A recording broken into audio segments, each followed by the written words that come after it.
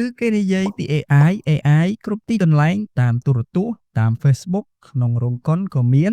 តែធ្លាប់ឆ្ងល់អត់តើ AI ហ្នឹងវាជាអ្វីឲ្យពិតប្រាកដទៅតើវាគ្រាន់តែជាមនុស្សយន្តទំនើបដែលយើងឃើញក្នុងរោងកុនឬក៏ជាអ្វីដែលនៅចិត្តខ្លួនយើងជាងនឹងកុំបារម្ភនៅក្នុងវីដេអូខ្លីនេះខ្ញុំហ៊ឿននឹងបញ្យល់ពី AI បែបងាយៗនិងប្រើភាសាសាមញ្ញដែលអ្នកណាក៏អាចយល់បានសួស្តីអ្នកទាំងអស់គ្នាសូមស្វាគមន៍មកកាន់ Channel របស់ខ្ញុំបាទហ៊ឿនដែលជាកន្លែងចែករំលែកចំណេះដឹងថ្ងៃនេះយើងនឹងមកធ្វើការបកស្រាយចម្ងល់ទាំងអស់គ្នាថាតើ AI ឬបញ្ញាសិប្បនិម្មិតគឺជាអ្វីឲ្យពិតប្រាកដយើងនឹងមើលពីនិយមន័យរបស់វាហើយនឹងមើលពីឧទាហរណ៍ជាក់ស្ដែងដែលយើងប្រើ AI រាល់ថ្ងៃដោយយើងមិនទាំងដឹងខ្លួនផងក៏មាននិយាយឲ្យស្រួលយល់ AI គឺសំដៅទៅលើការបង្កើតម៉ាស៊ីនឬកម្មវិធីកុំព្យូទ័រដែលអាចប្រើត្រាប់តាមភាពឆ្លាតវៃរបស់មនុស្សបានភាពឆ្លាតវៃនឹងមានដូចជាការគិតការរៀនសូត្រការដោះស្រាយបញ្ហាការយល់ភាសានិងការធ្វើការសម្រេចចិត្តជាដើមសាកស្រមៃទៅមើលវាដូចជាយើងកំពុងព្យាយាមបង្កើតខួរក្បាល Digital មួយដែលអាចរៀននិងធ្វើការងារជំនួសយើងបានមនុស្សភាគច្រើនគិតថា AI គឺជាមនុស្សយន្តទំនើបតែតាមពិតទៅ AI ដែលយើងប្រើប្រាស់រាល់ថ្ងៃភាគច្រើនគឺជាកម្មវិធីដែលយើងមើលមិនឃើញទេឧទាហរណ៍នៅលើទូរស័ព្ទដៃរបស់យើងនៅពេលដែលយើងដោះសោ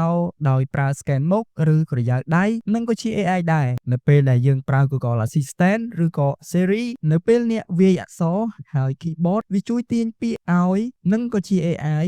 នៅលើអ៊ីនធឺណិតនៅពេលដែលអ្នកចូលទៅក្នុង YouTube ឬក៏ Netflix ណែនាំវីដេអូឬកុនដែលអ្នកអាចនឹងចូលចិត្តគឺ AI រៀនពីចំណូលចិត្តអ្នកនៅពេលអ្នកចូល Facebook បង្ហាញពីព័ត៌មានដែលអ្នកចាប់អារម្មណ៍ក៏ជា AI នៅពេលអ្នកប្រើ Google Search រកអ្វីមួយហើយវាយល់ពីអ្វីដែលអ្នកចង់បាន AI ទៀតហើយនៅពេលអ្នកប្រើ Google Translate បកប្រែភាសាច្បាស់ណាស់គឺ AI ផ្សេងទៀតប្រព័ន្ធ GPS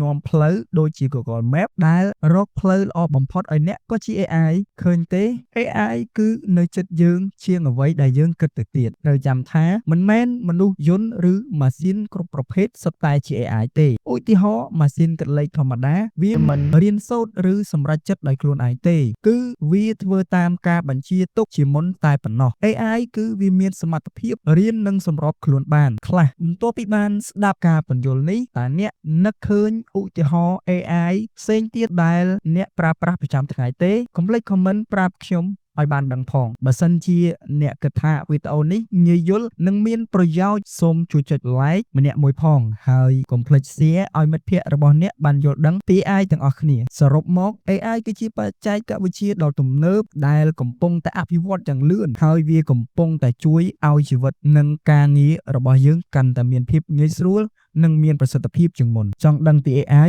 ឬបច្ចេកវិទ្យាផ្សេងៗកុំភ្លេចចុច Subscribe Channel របស់ខ្ញុំបាទហ៊ឿនហើយកុំភ្លេចដាក់រូបសញ្ញាកណ្ដឹងដើម្បីទទួលបានវីដេអូចំណេះដឹងថ្មីៗសូមអរគុណច្រើនសម្រាប់ការទស្សនាខ្ញុំហ៊ឿនជួបគ្នានៅវីដេអូក្រោយសូមសំណាងល្អ